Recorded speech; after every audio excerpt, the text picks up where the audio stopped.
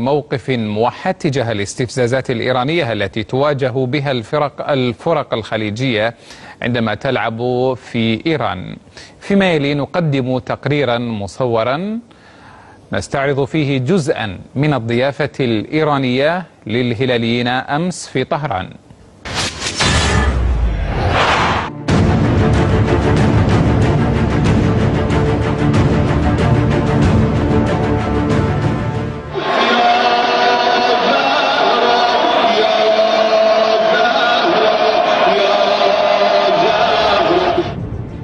ما هذا؟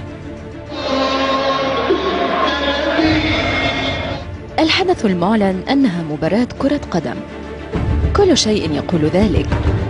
ملعب، أرضية خضراء، جماهير، لكن ماذا يفعل هذا الرجل ذو العمامة البيضاء هنا؟ ومن هم أصحاب الرايات السوداء؟ وما المكتوب عليها؟ هل نحن في ملعب كرة قدم فعلا؟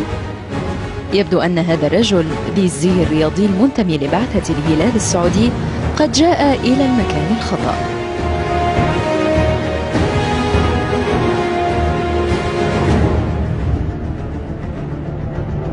الرجل ممسك بميكروفون ينادي والجمهور يتفاعل، والمناسبة ذكرى دينية لا علاقة لها بالرياضة. صوت الأذان يقطع ما يقوله الرجل.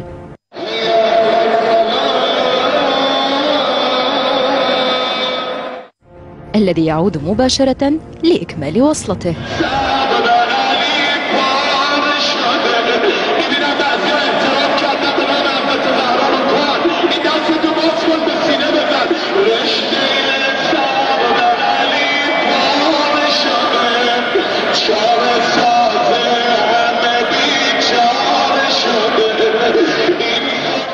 وحماسته تتعالى، لماذا لا يذهب إلى الصلاة؟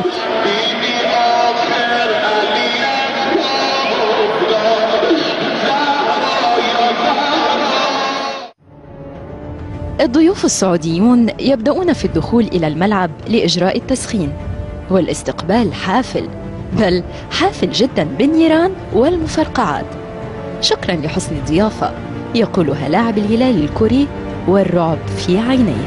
المباراة تبدأ، السعوديون يتقدمون بهدف، الجمهور يرد بإلقاء النيران من جديد على مقاعد البدلاء.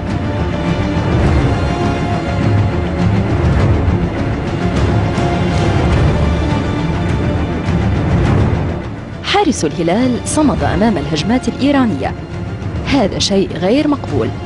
الجمهور يتدخل لمساعدة مهاجميه ويستهدف الحارس بصاروخ يثير دخانا كثيفا خلف المرمى. الحارس السعودي يشير بيديه، يبدو أنه يقول لا أريد أن ألعب.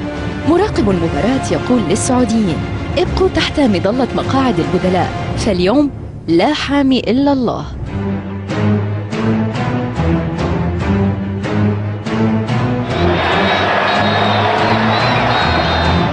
انتهت المباراة، عفوا المعركة، عفوا الحفلة الدينية، عفوا لم تنتهي. الجمهور يستمر في توجيه عبارات متطرفة دينية للضيوف، وهذه المرة يستخدم إشارات باليدين ليست لائقة أبدا لمن يتبع أي ديانة في هذا العالم الفسيح.